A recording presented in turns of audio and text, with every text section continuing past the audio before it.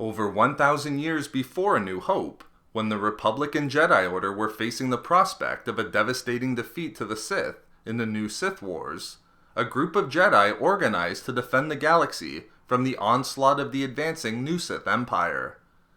Going against the traditional views of the Jedi High Council, and stepping into act for the ineffective Galactic Republic, these Jedi assumed the title of Jedi Lord, and became revered by their constituent planets and systems that they defended for roughly 100 years. In this video expose, I will describe the Jedi Lords who emerged in the last century of the destructive millennium-long conflict known as the new Sith Wars, the reasons for why these Jedi were forced to take on a more militant role, and how they were dismantled and ostracized by the mainstream Jedi Order following the war. The Jedi Lords rose to prominence in the 100-year period between 1100 and 1000 years before the events depicted in A New Hope.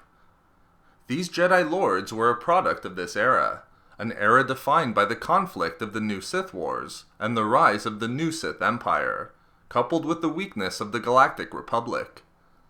After 900 years of fighting, the Republic became so weakened and fragile that most star systems within the galaxy, outside of the core, were left defenseless and vulnerable to attacks by the Sith. In many respects, this century was known as the Republic Dark Age, as the Republic had essentially ceased to exist and was in serious decline. With the war raging across the galaxy and the Sith threatening to take control, thousands of corporations across the galaxy went bankrupt, commerce and resources dried up, and lawlessness spread as the Republic was impaired by ineffectiveness and became increasingly overburdened. The new Sith Wars was a disaster for the Republic, as it became a mere shadow of its former self. The situation resulted in large amounts of Republic territory falling into the control of self-proclaimed Sith warlords. The circumstances also had the potential to get much worse, as the Republic was unable to defend vulnerable systems from the Sith, or attempt to regain its lost worlds and end the tyranny. Due to the Republic's inability to act, the Sith rampaged across the galaxy effortlessly, adding entire star systems to its growing empire. Recognizing the decline of the Republic, and seeking to assist worlds that were undefended by them, a group of Jedi Knights banded together to not only defend vulnerable systems from the advancing Sith, but to push them back and remove their influence that was resulting in the exploitation of Republic citizens. Over this 100-year period, from 1100 to 1000 years before A New Hope, these Jedi stood as the last line of defense to the Sith, quickly earning them the respect and reverence of the populations they defended. In fact, these Jedi Knights were so revered and appreciated for their service that they became barons or kings of entire star systems, and given castles and manors for their residencies. These Jedi also assumed the title of Jedi Lord, which was an informal title that created a formal hereditary system whereby the title was passed down to the Jedi Lord's offspring through the succeeding generations. Over the decades, these Jedi Lords effectively ruled over their systems and quickly came to hold political power, as they were beloved for preventing them from falling under the control of the Sith. Ultimately, these Jedi Lords created their own council, known as the Jedi Grand Council, which directly competed with the Jedi High Council stationed upon Coruscant. In the last decade of the new Sith Wars, 1010 years before A New Hope, one of the most prominent Jedi Lords, Lord Hoth, rallied together the entirety of the Jedi Grand Council to form the Army of Light. He led the Jedi Lords against the Sith, who had been reorganized into the Brotherhood of Darkness by former Jedi Master turned Sith, Lord Khan.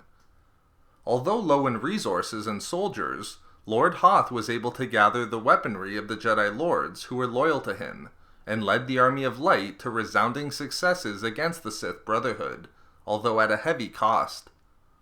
Ultimately, 10 years after the Army of Light was formed, the fighting culminated in the 7th Battle of Ruusan, and what would become the final major conflict of the new Sith Wars. In the battle, having been pushed into a desperate situation by the Army of Light, Lord Khan set off a thought bomb that killed every Force-sensitive being within the blast radius on Ruusan, thereby annihilating every Sith in the Order, except for one, Darth Bane.